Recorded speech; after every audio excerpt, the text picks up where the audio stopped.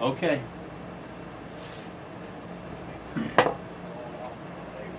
So when you have a surface area that you need to cover with some sort of plaster, and it's on a wood surface, not a sheetrock surface, this is what we use. 5-minute easy sand and mortar mix, add mix.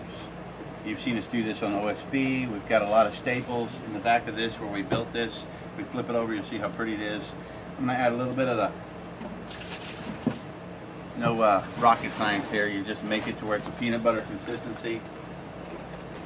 I always have a bag of this 5-minute around.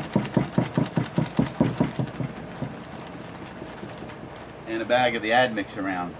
So if you want to buy some wood spackle or some Bondo, you can do that, or just like we did right here, just create your own.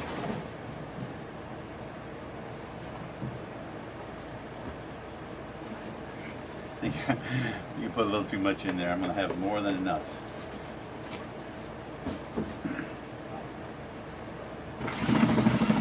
Now, 5-minute easy sand, so it's going to harden quick, but the latex slows it down, turns it in about 20 minutes. And of course the latex acts as the glue. I don't want to add any more, mix it up any more than that, or it'll get too many air bubbles. Too many air bubbles and it dries real fast.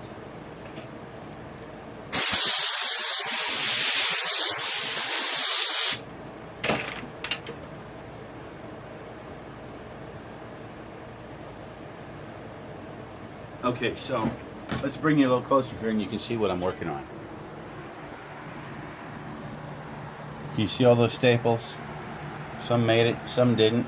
I just have to make sure that they're down nice and flat, everything's good and smooth. So I took the belt sander over it, made sure that those guys were nice and level. Just like that. Okay, so I'm going to put it in there and I'm going to force it with everything I got. Really cause it to bite into the wood like we call this a scratch coat. Okay, we'll be back in just a minute. I'm going to do all of this.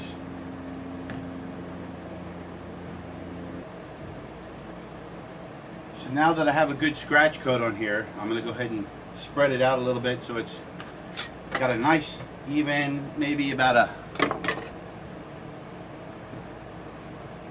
1/8 of an inch, 1/16 of an inch. Put a little water on there so I can move it around. And we're just going to spread it around nicely. Try to level it out, much like if you were just plastering a wall.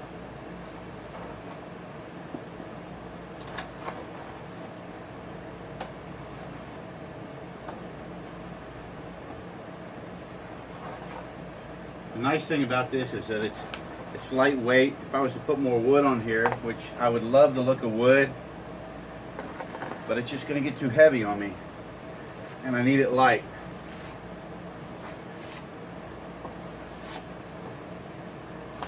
So this will keep it light, make a nice paintable surface that'll be long lasting and durable. So I've used this technique for more than 20 years in different circumstances.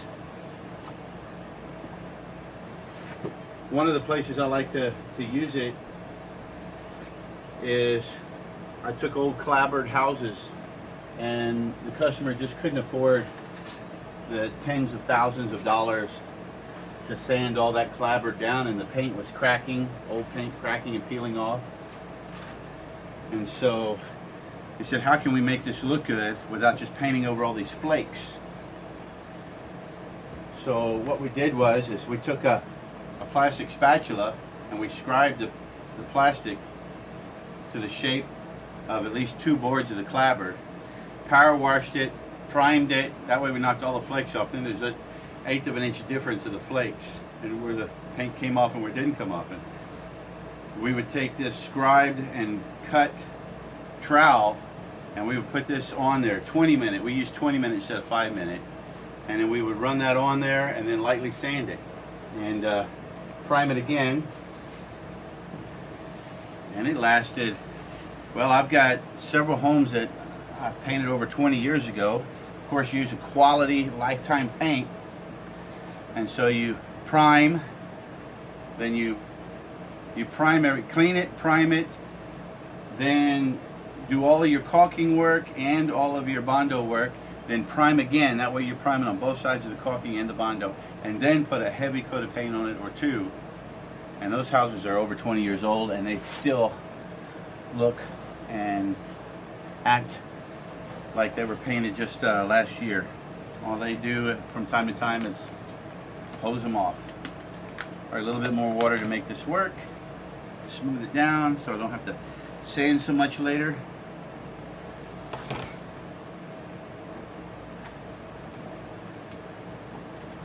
Okay.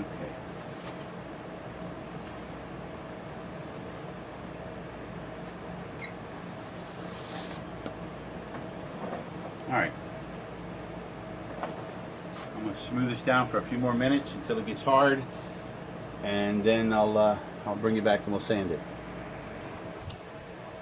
Drop this guy down, and you've got a table, place for a large screen TV mount that'll go up and out of the way.